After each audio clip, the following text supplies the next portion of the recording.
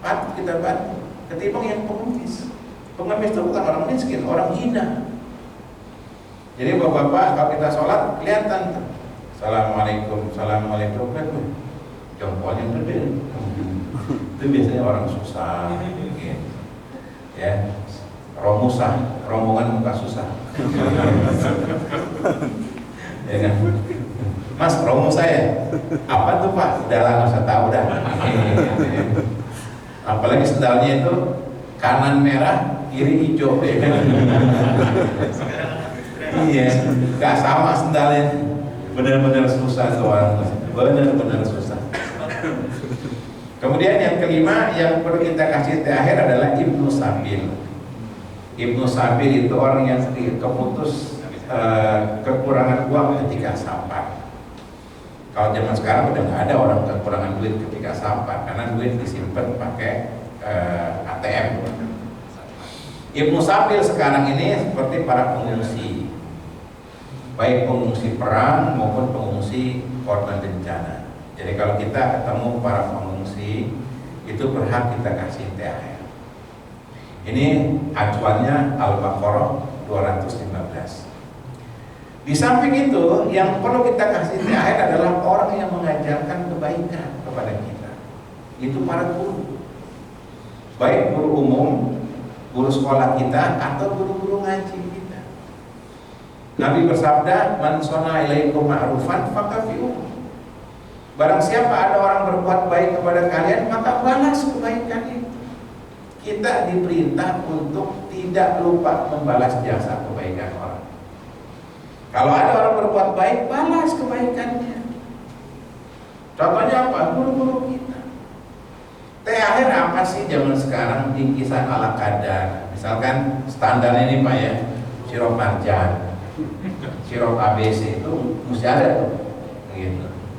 Plus kombuan yang gambar janda anak dua.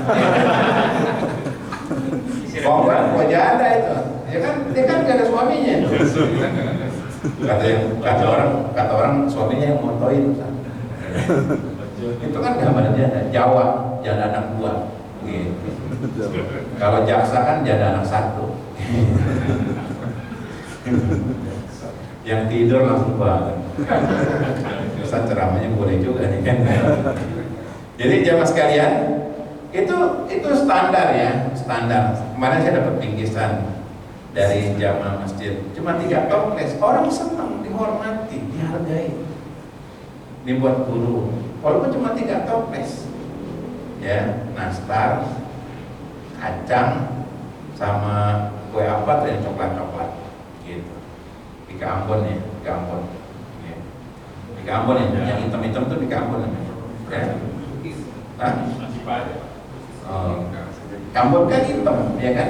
Berarti kalau kue hitam berarti Pika Ambon. Pika Ambon kan hitam, ya kan? Gitu. Kalau yang kuning kue Cina. Cina kan kuning. Jadi jamaah sekalian, ini kasih guru-guru tuh hormati. Saya sering kali dapat duit zakat. Tengah jalan ada pengusaha-pengusaha nggak sempat bayar zakat kepada fakir miskin. Nitip Pak Ustadz, titip duit zakat Pak Ustadz. Sini Pak, berapa? Ternyata ada 18 juta. Langsung saya ke sekolah TPA, ya, sekolah taman kanak-kanak Islam. Ada guru 3 orang, bagi 3, 18 juta bagi 3, 6 juta. Nih, jangan bilang-bilang yang lainnya, nanti ngiri yang lain. Kasih. Mereka berhak punya jasa. Anak-anak kita jadi soleh, jadi taat, itu gara-gara dia punya jasa. Jangan lupain jasanya. Kasih yang berhak. Jadi jangan kasih orang yang nggak jelas. Jangan sekarang banyak penipuan. Kalau bahasa kerennya pencitraan, pura-pura pincang, pura-pura buta. Ada satpol PP, lari kencang. Ya, yang udah jelas yang kita kenal Pak. Kalau kita mau ngasih hadiah, bingkisan, ini guru ngaji anak kita. Mana rumahnya? Kasih. Ibu, kita kasih THR yang bagus, 20 juta. Itu THR 100.000. Kasih yang berharga. Iya Pak. Selingkuhan bisa dikasih yang gede. Iya, selingkuhan dibikinin rumah. Itu selingkuhan tuh nih Pak, dengerin nih Pak. Mudah-mudahan tersinggung. Iya kan? Mudah-mudahan tersinggung. Gitu. Iya, selingkuhan dibeliin mobil Agia, ya. Nih yang mobil, gitu. Iya. Jadi pajak, ya kan? Ikratan dah 350 triliun, ya kan? Itu duit kemana barangnya larinya? Jadi jamaah sekalian, kasih yang berharga. Jadi sekarang ini Pak, orang tuh kebanyakan kalau buat agama seolah-olah tabu ngasih yang gede. Ya, saya dulu ngajar kerja cerita ya, itu cerita ya buat tinggal saja. Ya, jaga cerita ya. Gitu. Saya kan ngajar di PGN. Ya, dulu perusahaan gas negara yang di Gajah Mada. Saya masuk waktu itu terakhir tuh saya ngajar, pasang itu tuh tenda parkiran. Saya tanya di masjid ada apa nih? Syukuran Ustaz, target tercapai. Gitu. Terus ngapain tuh? Dangdutan. Saya tanya bayar berapa artisnya? Gede. Manggil biduan dangdutan orang gede. Manggil dalang wayang itu ratusan juta. Buat Ustaz, amplopnya bisa ditukuk 4. Tukuk 4 gitu. Ikhlas. Iya. Kira agama gitu. Kalau buat agama sih ikhlasnya. Kalau buat maksiat keluar.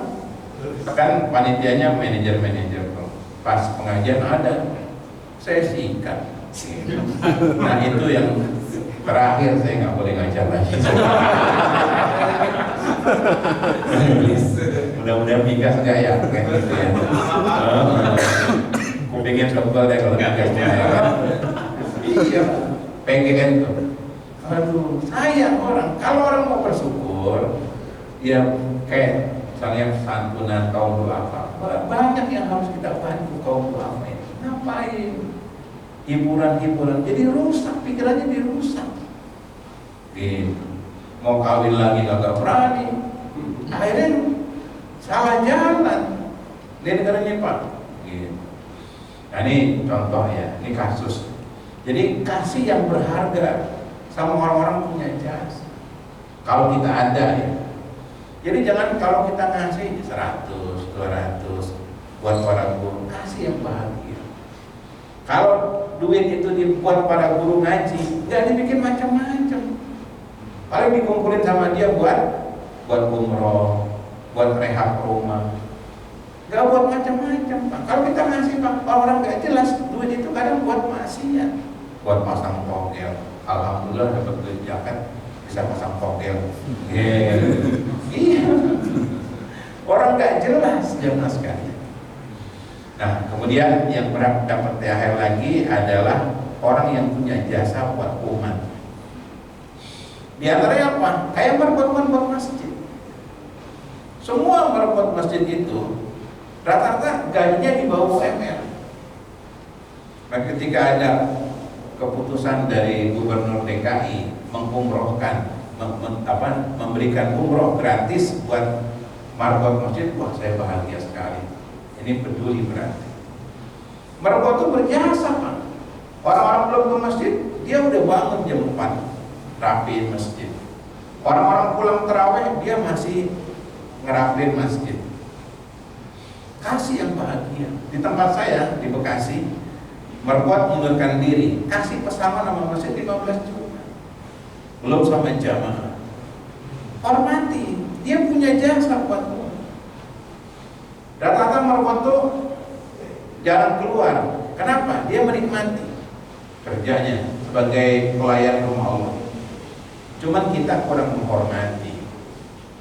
Ya, rata-rata Marbot tuh penghasilannya pas-pasan. Kasih yang bahagia. Mas, udah punya motor belum? Nanti saya bayar. Gitu. Ya, kasih, orang punya jasa. Suatu ketika menjelang Lebaran malam Idul Fitri, ada orang kaya datang ke masjid mau bayar zakat. Ternyata oleh panitia ditolak. Wah, udah dibagiin Pak, Bapak terlambat. Saya ada, sini Pak, berapa duitnya? Zakat mal, zakat fitrah, keluarga besar, lumayan nih.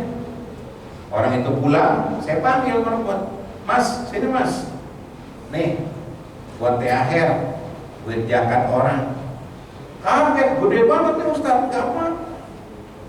Kamu berhak dapat yang sesuai dengan jasa. Orang lain gak hargai kamu, saya hargai kamu. Gitu. Langsung pulang kampung. Pulang kampung. Kondusif, iya. Namanya kondusif. Iya. Coba dapat dari masjid, rata-rata kusut. Ya, cuma 200.000 THR, ini bukan THR, uang kerahiman. Kesian, dan punya jasa, hormati Pak. Orang-orang punya jasa. Gitu. Ya, jadi jangan kalau artis, kalau dalang, kalau hiburan-hiburan orang keluar duitnya gede. Kira buat kebaikan, ya kita kan harus ikhlas. Kurang aja, pelit. Ya, ada sebuah kantor, ya, grup Astra. Itu mereka kaget. Ternyata anggaran buat pendeta hari Jumat itu jauh lebih besar ketimbang anggaran khotbah.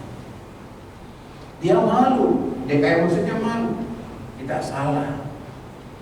Mereka orang di luar Islam menghargai tokoh agama. Kaget ya, anggaran pendeta besar sekali. Sejak itulah mereka merubah anggaran buat khotib. Nih DKM nih, catat nih. Jangan pernah lupa, ya kan? Kecuali kalau nggak ada, mesinnya masuk gang di kampung, becek lagi kan. Nah, itu kalau di instansi besar, ya anggarannya ada ini kan termasuk bagian SDM. Jadi bagus kinerja orang kerja, dapat asupan tausiah daripada dai. Nah, di antara lagi yang punya jasa adalah seperti pembantu, supir, tukang sampah, satpam, itu jelas jasanya. Jadi bapak-bapak jangan sembarangan ngasih orang yang nggak jelas. Kadang penipuan, itu banyak di mana-mana penipuan, lampu merah apalah, pura-pura pinjam. Orang sudah banyak lah agenda-agenda penipuan itu di masyarakat. Kasih yang sudah jelas ada jasanya terhadap kehidupan kita. Nah, kemudian dari mana uang THR? Uang THR sumbernya pertama dari zakat. Boleh kita ngasih THR dari duit zakat. Tapi untuk 3 golongan tidak boleh dari duit zakat. Pertama, untuk orang tua tidak boleh dari duit zakat. Yang kedua, istri, gak boleh kita ngasih duit zakat, gak boleh, sorry. Ya, Mas THR dong, tar menghitung zakat dulu.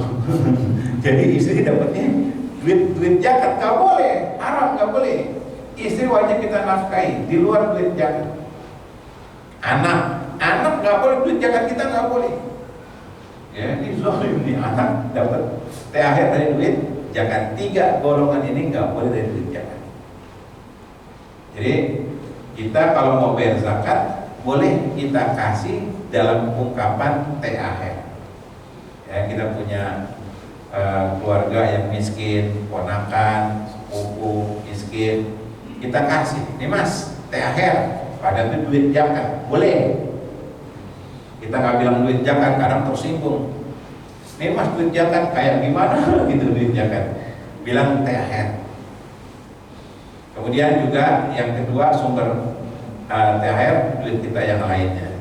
Jadi kalau kita punya proyek, bisnis kita goal, ya kan, kita boleh berikan THR. Kalau kepada teman-teman yang kaya boleh, tapi jangan duit zakat, duit di luar zakat. Kalau duit zakat khusus fakir miskin. Jadi kadang-kadang kita ngasih teman kita THR, ya. Ini nggak budaya. Kalau di Timur Tengah itu budaya. Jadi kalau orang kaya tuh ketemu temannya tuh ngasih. Lu mau mobil nggak? Gitu. Iya. Hubungan bisnis tuh gitu. Ya, saya punya anak murid, dia nyalonin wali kota di Bekasi. Orangnya royal. Kalau kumpul sama temannya itu, temannya nggak punya motor, dibeliin motor. Kalau temannya nggak punya kulkas, dibeliin kulkas. Cuma lama-lama ibunya tahu, marah juga. Kamu punya duit banyak kok. Orangnya royal. Sama teman tuh tinggi, solidaritasnya tinggi. Ya kalau temannya susah, dikasih. Ngasih uang, ngasihnya juga bukan selembar 2 lembar, 1 juta, 2 juta. Itu contoh Pak. Ya. Kemudian bahasan yang terakhir, orang-orang yang nggak mendapatkan, nggak boleh dikasih THR. Yang pertama pejabat. Pejabat nggak boleh dikasih THR kecuali dia dapat dari instansinya. Ya, pejabat nggak dapat THR. Ya, apalagi dia penegak hukum, nggak boleh. Nanti hukum jadi nggak beras sebelah, miring. Kalau biasa dapat bingkisan dari oligarki, nanti ketika hukum berhadapan dengan oligarki kalah dia. Kita ini kadang kalahnya di sini. Ya, kelihatan doang bintangnya di pundak, kalah sama bos. Ngemis-ngemis menjelang lebaran untuk ngantri di rumah bos. Saya tahu lah, nggak sebut namanya. Gitu. Oligarki nih yang menjaga raya nih pada ngantri itu. Gitu. Minta jatah besar memang, ratusan. Gitu. Ini nggak bagus. Makanya oligarki dan kita nggak pernah jadi tersangka. Padahal kejahatan mereka jelas. Kenapa? Mereka sudah punya jaringan dari penegak hukum, dibayar semua. Gitu. Kemudian yang kedua yang nggak boleh THR, ahli fatwa, ulama. Ulama juga kehormatan.